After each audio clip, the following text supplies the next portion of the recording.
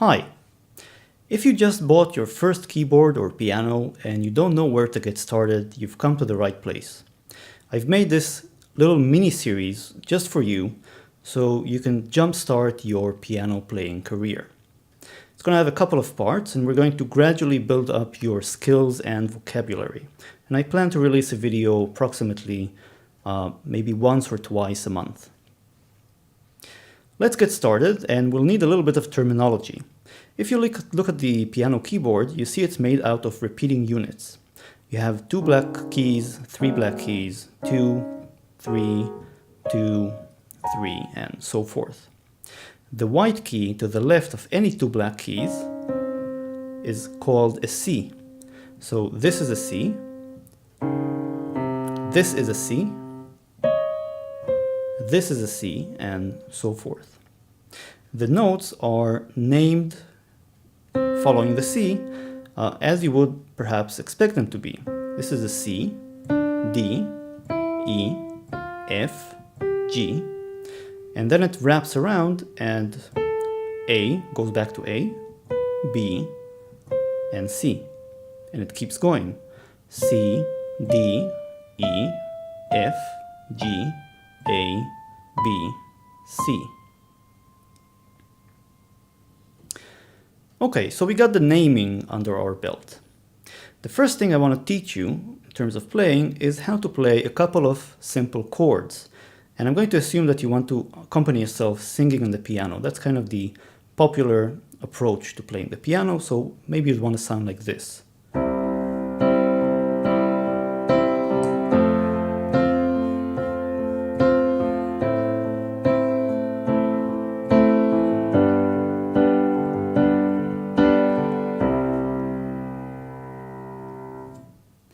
I'm going to teach you 4 chords, which will be C major, F major, G major, and A minor. Or I just play them out: C major, F major, G major, and A minor. If I don't say major after a chord name, it's assumed. So I'll just maybe call them C, F, G, and A minor. Let me start by showing you how to play them. Again, you can play them either in the left or on the right hand. We're going to focus on the right hand for starters. Here's a C major chord, and I'm playing 3 notes. All of the chords have 3 notes in this video, and I'm playing a G, a C, and an E with my right hand. Now, notice the fingering. The fingering means which fingers I use to play this chord. I'm using my thumb, my first finger, and my 4th finger. Now this is largely a matter of taste. You could use this fingering as well. Thumb, 3rd finger, and 5th finger. It's kind of up to you to experiment and see what feels natural for you. The next chord is F major. So I'm playing an A, C, and F, and I'm using my thumb, 1st finger, and 5th finger on the right hand. And the fingers are just numbered the way you'd expect them: 1, 2, 3, 4, 5. For the G major chord, I'm playing a G, B, and D with my thumb, 1st finger, and 4th finger. And finally, for A minor, I'm playing an A, C, and E with thumb, 1st finger, and 4th finger.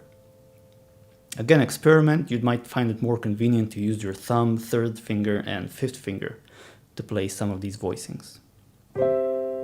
Now, what about your left hand? So the left hand is going to play the bass note.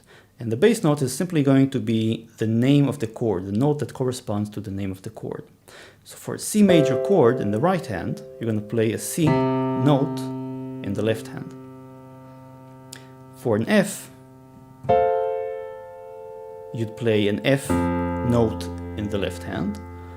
For an A minor, you'd play an A in the left hand.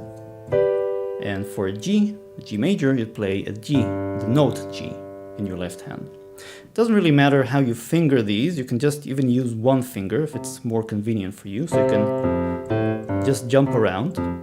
But it's more convenient a little bit to put all of your 5 fingers like this, such that your thumb rests on the C, and then you can press the C with your thumb, the F with your pinky, with your fifth finger, the A with your third, and G with your fourth finger. So you don't have to jump around. Your hand just rests evenly on one spot. So now you have 4 chords under your belt, and you can first of all start by experimenting with different combinations. So let's see, you can start with a C, going to an F, going to an A minor, going to a G.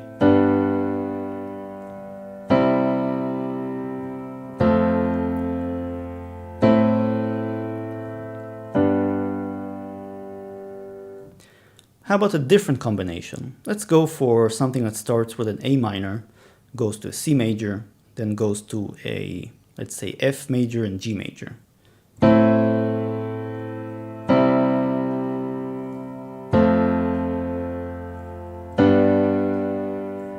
A minor, C major, F major, G major.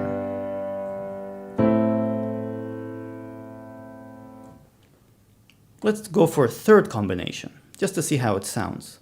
Let's do an F major to a C major, to a G major, to an A minor.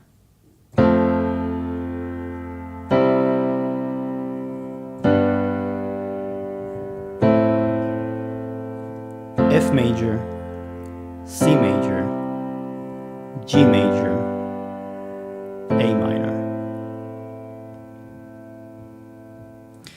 Now, a great number of popular songs have been written using just these 4 chords.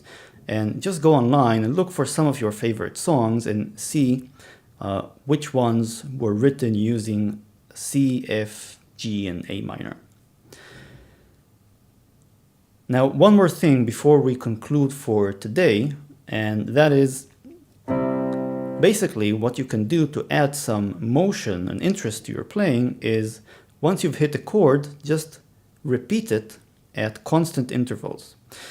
So I'm going to play it, and then hopefully that will give you an idea of what I mean.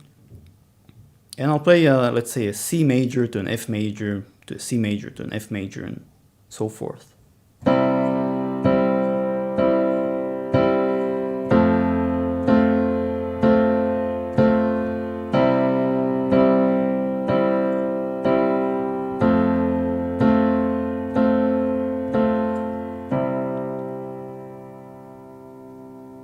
While I'm playing, by the way, I'm holding down my piano pedal, so you can't see it with the camera, but all of keyboards today come with pedals and pianos come with pedals, and the nice thing about the pedal is that if I don't press the pedal and I press a note and let go, the note stops. But if I hold down the pedal and I press the note and I leave it, it keeps on ringing. And the same goes with a chord. Without a pedal and with a pedal.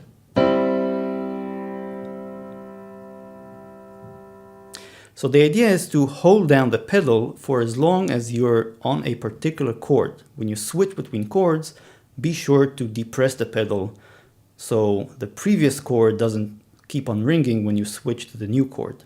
So I'm keeping my pedal pressed here, depressing it, and when I move to the F major, can I depress it and press it again, depress and press, and so forth. So this will give you a nice full sound when playing. And of course, the sort of quintessential song that you probably want to check out for these 4 chords is Imagine by John Lennon. Do go ahead and have a look. And in the next lesson, I'm going to show you 4 different ways, interesting ways, in which you can make your playing sound more interesting. So not just push down the chords, but make it sound more mature, complex, and sophisticated.